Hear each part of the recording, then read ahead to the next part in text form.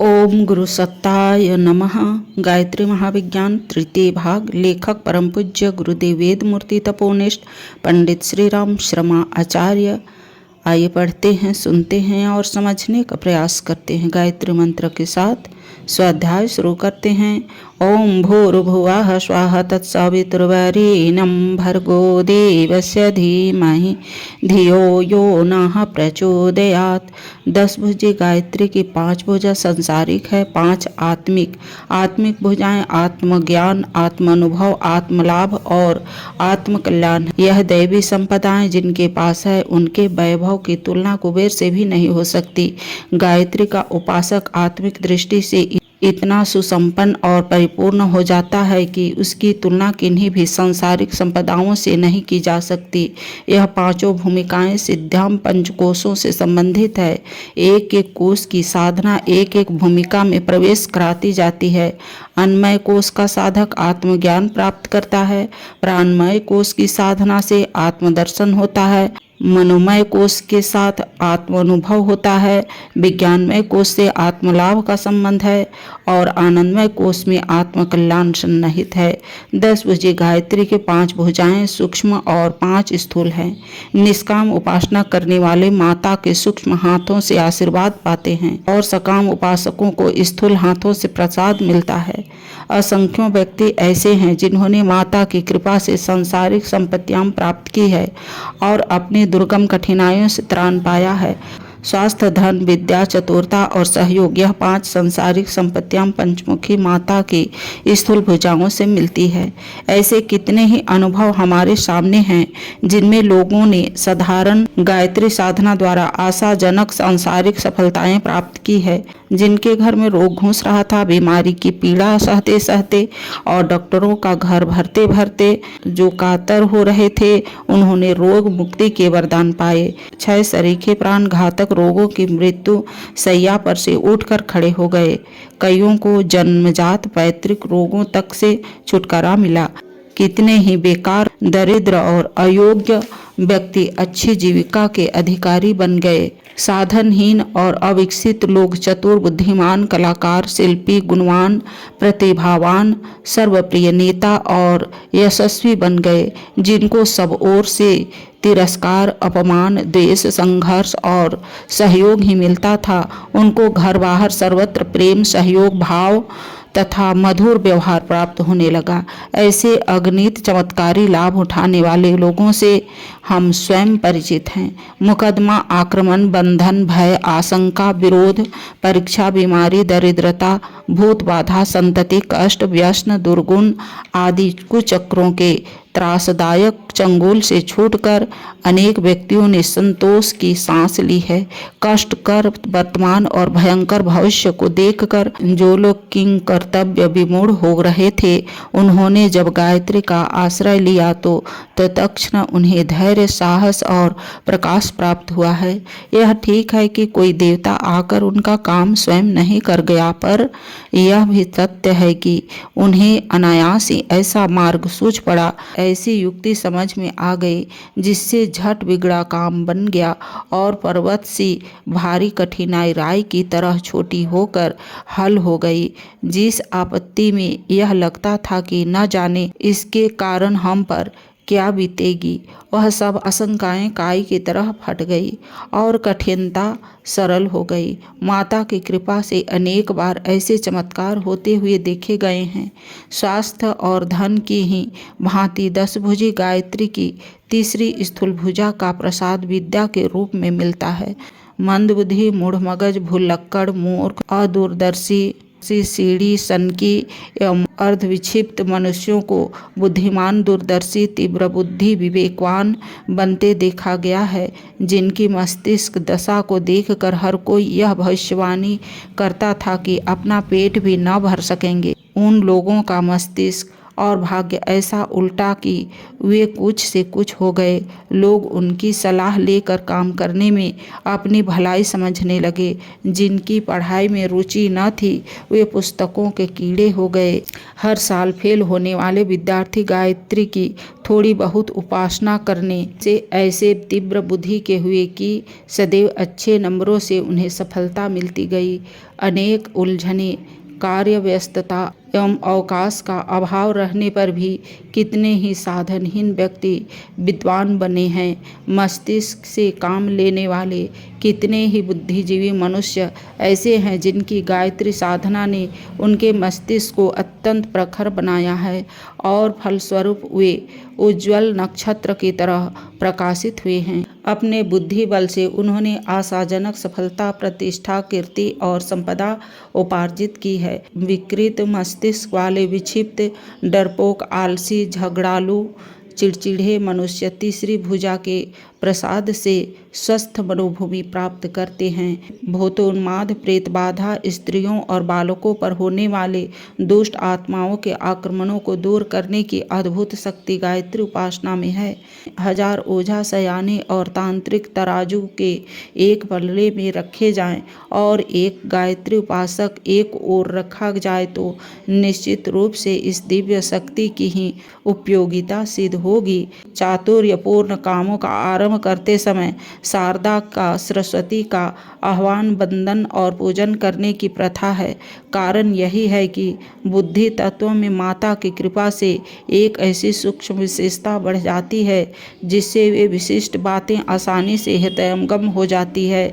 चित्रकला, संगीत, कविता, संभाषण, लेखन, शिल्प, रसायन, चिकित्सा, शिक्षण, नेतृत्व, अन्वेषण, परीक्षण, निर्णय, दलाली, प्रचार, व्यवसाय, लेख, प्रतिद्वंदिता, कूटनीति आदि कितनी ही बातें ऐसी है जिनमें विशेष सफलता वही पा सकता है जिसकी बुद्धि में सूक्ष्मता हो। मोटी अकल से इस प्रकार के कर्मों में लाभ नहीं होता। कुशाग्र, सूक्ष्मवेदी बुद्धि, चातुर्य गायत्री माता के पुण्य प्रसाद के रूप में प्राप्त होता है।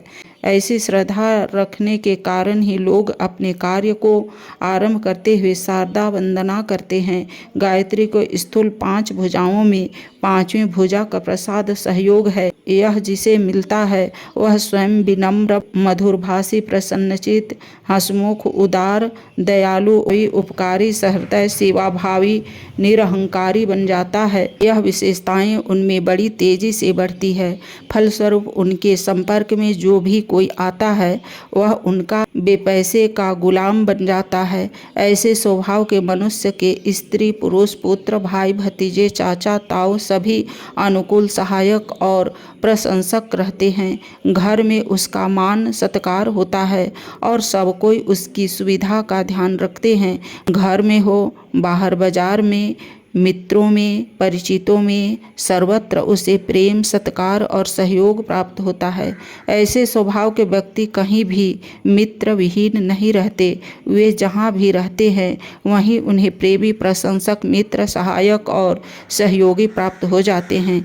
दाहिनी और बाईं, सूक्ष्म और स्थूल गायत्री की 10 भुजाएं साधक को प्राप्त होने वाली 5 आत्मिक और 5 भौतिक सिद्धाम है। यह 10 सिद्धाम ऐसी है जिनके द्वारा यही जीवन, यही लोक स्वर्गीय सुख से ओतप्रोत हो जाता है। यह जीवन अगले जीवन की पूर्व भूमिका है। यदि मनुष्य आज संतुष्ट है तो कल भी उसे संतोष ही उपलब्ध होगा। यदि आज उसे कल्याण का अनुभव होता है तो कल वातावरण से भिन्न कार्यक्रम अपनाते हैं। इसलिए बाह्य दृष्टि से उन्हें कुछ असुविधाएं दिखाई देती है परंतु उनकी आंतरिक स्थिति पूर्ण प्रसन्न और संतुष्ट होती है।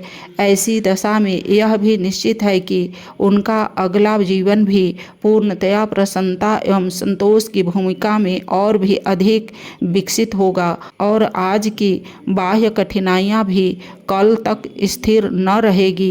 क्या योग साधना के लिए घर गृहस्थ छोड़कर साधु बनना, कपड़े रंगना, यत्र तत्र भ्रमण करते रहना आवश्यक है? इस प्रश्न पर विचार करते समय हम पूर्व काल के योगियों की वास्तविक स्थिति की जानकारी प्राप्त कर लेना आवश्यक है। प्राचीन काल में ऋषि लोग अविवाहित ही रहते थे।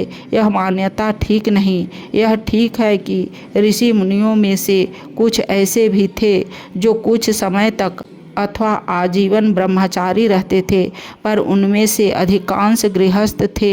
यह बात भी बिल्कुल ठीक है। स्त्री बच्चों के साथ होने से उन्हें तपश्चर्या एवं आत्मोन्नति में सहायता मिलती थी।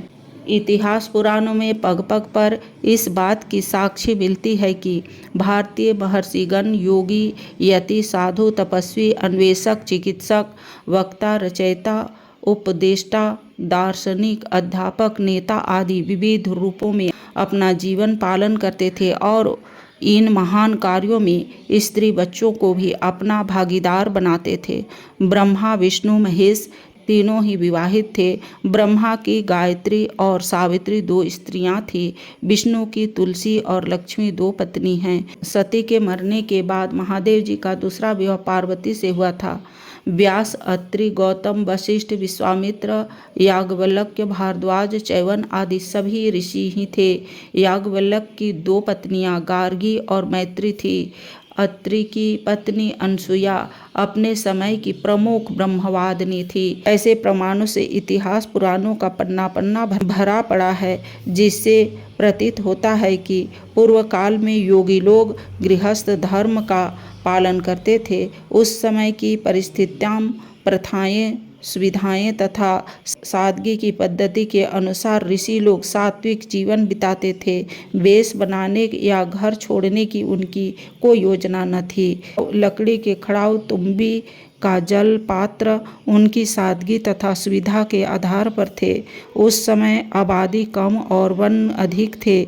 आसानी से बन सकने वाली झोपड़ी, छोटे छोटे ग्राम उस समय की साधारण परिपाटी थी। पर आज की बदली हुई परिस्थितियों में उन बातों की नकल करना कहाँ तक उचित है, वह पाठक स्वयं सोच सकते हैं।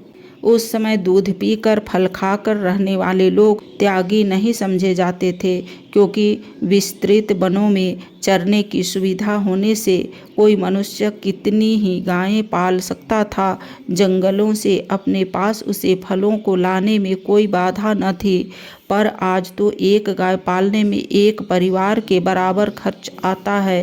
पेट को खराब कर डालने वाले फलों को न लेकर यदि सुखाद फलों को लिया जाए तो भी काफ़ी खर्च होता है। जो बात उस समय अत्यंत सादगी की थी, वह आज अमीरों के लिए भी दुर्लभ है। रास्ते रोके पड़ी रहने वाली टूटे हुए वृक्षों की सूखी लकड़ी को साफ करने तथा हिंसक जानवरों का आक्रमण रोकने के लिए दिन रात धूनी जलाई जाती थी। पर आज तो लकड़ी का भाव इतना अधिक है जिससे किसी भी स्थिति में वहन नहीं किया जा सकता। उस समय स्वाभाविक मृत्यु से मरते रहने वाले मृग आदि जीवों का चमड़ा चाहे जितना मिलता था, पर आज तो बिना हत्या का चमड़ा प्राप्त करना असंभव सा लगता है। फिर एक चर्म मृग का मूल्य भी कल्पनातीत है। इतने रुपए से तो कूस के ढेरों आसन खरीदे जा सकते हैं। सर्दी गर्मी से बचने के लिए देह पर भस्म मलने से, भभूत रमाने से काम चल जाता था। वस्त्र वहाँ जंगलों में थे नहीं, पर आज जब वस्त्रों का मिलना सुगम है तो भभूत लगाने की क्या आवश्यकता है। उस जमाने में पेड़ काटने, अग्नि संभालने, जंगली पशुओं से मुकाबला करने के लिए बड़ा सा चिमटा रखना आवश्यक था। पर आज जबकि वह तीनों ही कारण नहीं रहे तो चिमटा का क्या प्रयोजन रह गया। पूर्व काल में जिन बातों की सादगी एवं परिस्थितियों के अनुसार स्वाभाविक आवश्यकता समझा जाता था, आज की परिस्थितियों में उनमें से कितनी ही बातें आवश्यक है। हमने भारतवर्ष की एक छोर से दूसरे छोर तक कई बार आध्यात्मिक यात्राएं की है। अपने अनुभव के बल पर हम कह सकते हैं कि अब कोई वन ऐसा नहीं रहा है जहाँ फल खाकर या अपने आप चरकर आने वाली गौओं का दूध पीकर कोई व्यक्ति गुजारा कर सके। न आज के मनुष्यों के शरीर ही ऐसे हैं कि शीत प्रधान देशों में मकान या वस्त्रों के बिना रह सकें। जो योगी यति गंगोत्री आदि में रहते हैं उनको भी वस्त्र मकान आदि की व्यवस्था करनी पड़ती है। आज के वीडियो में इतना ही। लाइक, सब्सक्राइब और शेयर करें। धन्यवाद। ओम शांति।